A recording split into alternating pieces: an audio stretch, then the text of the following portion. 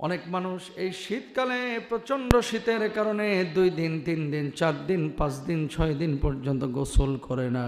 এরকম মানুষ গোটা সাভারে উত্তরাতে একটাও নাই। আছে না নাই? জুমার দিন এটা কিন্তু অন্যান্য দিনের সাধারণ গোসল না নয়। নবীজি বলেছেন এটা সুন্নাহ। নবীজি কোনোদিন জুমার দিন গোসল মিস করে নাই। অনেক মুসল্লি আজকেও আসছে অথবা আসবে, ও উজু করে চলে এসেছে, তার মানে আপনি একটা সওয়াব থেকে বঞ্চিত হলেন, ঠিক না? হিটার নাই, গিজার নাই, আগুন তো আছে বাড়িতে, গ্যাস তো আছে, পানি একটু গরম করে গোসল করে নেন না। 1 নম্বর কাজ হবে আমাদের গোসল করা, বিশেষ করে জুমার দিন। এখন আপনি বলবেন হুজুর গোসল ছাড়া কি আবার নামাজ হবে না? জানতে হবে কিন্তু মাসালাটা আপনাকে। গোসল ছাড়া আপনার নামাজ হয়ে যাবে, সমস্যা নেই, কিন্তু ওই যে সুন্নাহটা আদায় করলেন না, এই জন্য সওয়াব থেকে বঞ্চিত হবেন। শীতকালে এই প্রশ্নটা খুব বেশি আসে, হুজুর 5 দিন গোসল না করি। সৌদি আরবের মানুষ তো 7 দিনও গোসল করে না এই শীতকালে। ইউরোপের মানুষ 6 দিন 7 দিন গোসল করে না। মধ্যপ্রাচ্যের ঠান্ডা যে সমস্ত দেশে আছে অনেক মানুষ গোসল করে না। তো গোসল করে না, নামাজ পড়তেছে, এদের নামাজ কিভাবে হয়? শরীরে পারফিউম মারে, সুগন্ধি মারে। গোসল না করলে কিন্তু মানুষের শরীর দিয়ে একটা কাষ্টা গন্ধ বাইর হয়।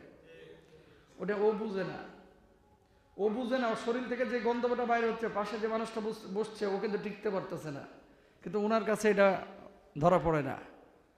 তো 5 দিন 6 দিন যদি আপনার শরীরে গোসল ফরজ হওয়ার মতো কোনো ঘটনা না ঘটে, স্ত্রী মিলন অথবা স্বপ্নদোষ যদি না হয়, আপনি গোসল না করেও শুধু পবিত্রতা অর্জন, মানে অজু করে নামাজ পড়তে পারবেন, কোনো সমস্যা নাই। কিন্তু যদি স্বপ্নদোষ হয়ে যায়, মেলামেশা হয়ে যায়, অথবা গোসল ফরজ, হাইজ নেফাস থেকে মুক্তি মিলে গোসল ফরজ যদি হয়, তাহলে অবশ্যই গোসল করতে হবে। গোসল না করে নামাজ পড়াও যাবে না, আল্লাহর ইবাদত বন্দেগীও করা যাবে না, কোরআনও পড়া যাবে না। কথা বলেন ঠিক কিনা? হুজুর বলছে এই জন্য ঠিক না।